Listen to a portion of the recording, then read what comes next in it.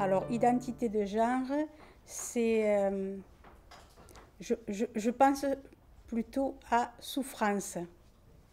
Souffrance parce que naître dans un corps qui ne nous convient pas, c'est difficile, c'est une lutte de tous les instants, c'est un combat. Donc, c'est pas évident de se sentir femme quand on a envie d'être un homme et vice-versa. Donc, et ensuite, il y a aussi l'annoncer à son entourage. Voilà. Ces personnes, on les perçoit comme, comment dire, des, êtres un peu à part. Voilà. Il y en a qui pensent que c'est un effet de mode. Moi, je pense pas. Je pense pas. J'ai pas été confrontée directement, mais j'ai des adolescents autour de moi et je me rends compte qu'il y a de plus en plus d'adolescents qui ont besoin de changer de genre parce qu'ils ne se trouvent pas bien où ils sont et du coup c'est compliqué pour eux.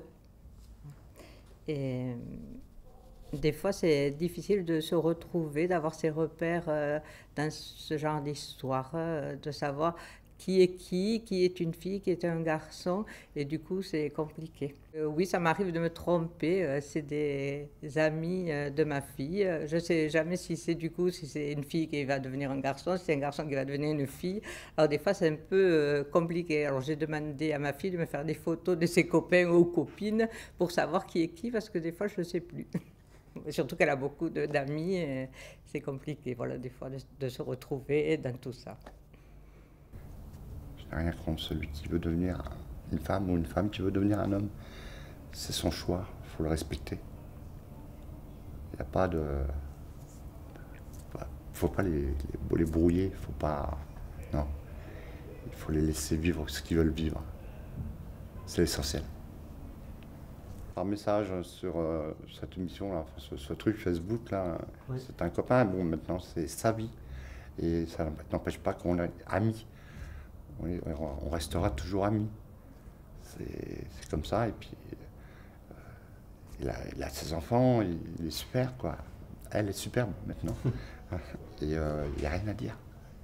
Il n'y a rien à dire. On ne peut pas aller les contrarier là-dessus. Non, on n'a pas le droit. On n'a pas le droit. Chacun a son choix dans sa vie, et puis il faut le respecter.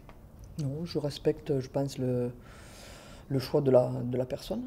Si la personne ne se sentait pas bien dans son sexe, dans le sexe qui a été attribué, elle a quand même la chance, nous avons la chance de nos jours de pouvoir changer justement. Donc il faut en profiter. Il y a des centaines d'années en arrière, on ne pouvait pas changer.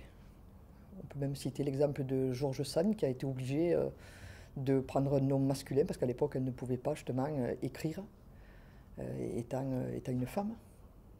Donc le sexe, c'est pas seulement physique, c'est aussi par rapport à ce qu'on veut faire, par rapport à son métier, à beaucoup de choses. Et maintenant, justement, nous sommes dans une ère, je pense, où on a la chance de pouvoir faire ce qu'on veut. On voit bien des mairesses, des femmes pompiers. C'est pas que le physique aussi. Les questions du genre, elles se posent déjà quand...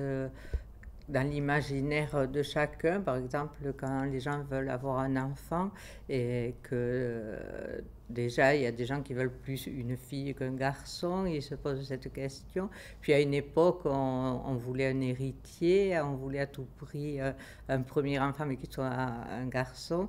Et du coup, déjà, ça mettait les choses d'une certaine manière. Et du coup, déjà, dans l'imaginaire de chacun, ça peut compliquer la vie, parce que, par exemple, il y avait des femmes qui avaient des filles alors qu'on attendait qu'elles aient des garçons, et ça posait aussi des problèmes. À mon sens, c'est au moment où l'enfant il va rentrer en collectivité, parce que c'est là que la société intervient. Tant qu'on est dans la structure familiale, c'est pas important que l'enfant il soit plutôt orienté sur des jeux ou autres de filles ou garçons. Mais ensuite, quand il va rentrer dans la collectivité, c'est vrai qu'à ce moment, il y a le regard des autres qui se met. en place. Et donc c'est vrai que c'est peut-être plus important. Pour pas qu'il y ait des moqueries et autres à l'école, bon, peut-être pas en crèche parce qu'ils sont trop petits, mais après quand ils rentrent à l'école, effectivement, le regard des autres est un peu plus important. Et ça peut être générateur ensuite de souffrance pour l'enfant. Soyez tolérants, ne jugez pas. Allez vers la différence, et même si parfois elle fait peur. C'est vrai que ça peut faire peur, mais bon, c'est tellement enrichissant. Donc, je leur dis, des idées arrêtées, c'est pas très bon. Il faut être ouvert. J'aime la vie quand elle est épicée, que tu sois sucré ou salé, rap ou symphonie. Écris ta propre mélodie, pour enfin savourer l'harmonie. J'enrage du rejet, des préjugés, des colibés, et surtout ne sois pas gêné de qui je suis, de qui tu es.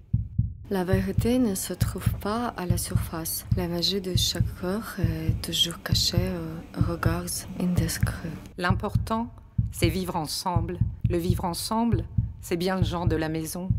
Et juger, ce n'est vraiment pas mon genre.